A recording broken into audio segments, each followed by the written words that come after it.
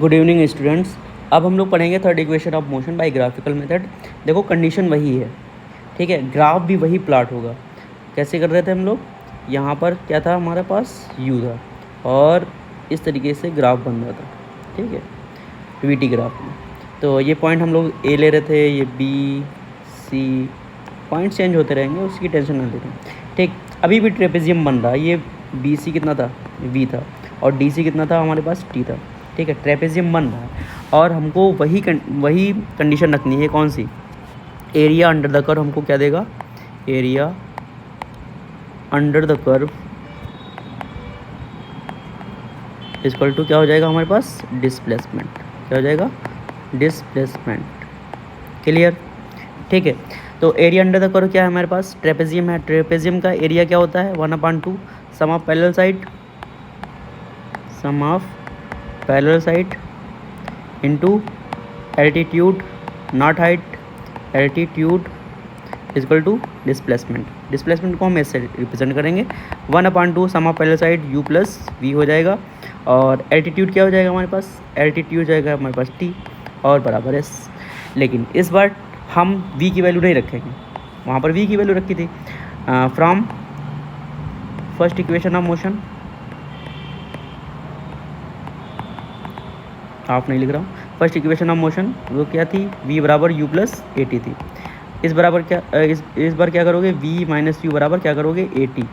तो t बराबर क्या आ जाएगा तुम्हारे पास, v माइनस यू अपॉन ए, ठीक।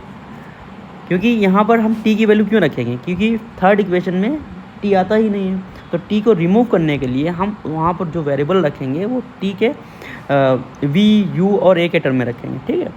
तो 1/2 v plus u plus v into t क्या है तुम्हारे पास, v minus u upon a equal to S.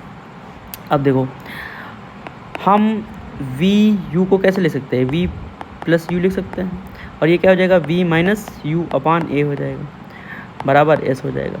अच्छा, ये फार्मूला तुमको पता है, a प्लस बी और a माइनस बी बराबर क्या होता है, ए स्क्वायर माइनस बी स्क्वायर होता है।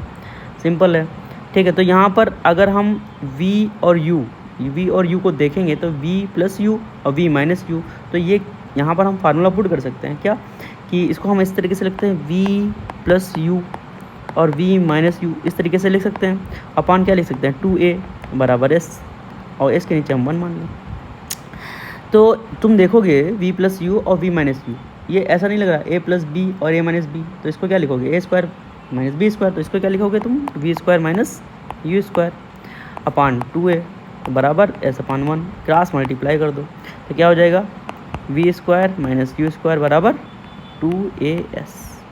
अच्छा, वी स्क्वायर बराबर क्या हो जाएगा, यू स्क्वायर को उधर ले जाओ, तो वी स्क्वायर बराबर यू स्क्वायर प्लस 2as।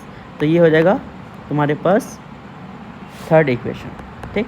ये क्या है तुम्हारे पास, third equation of motion by graphical method. Okay, thank you.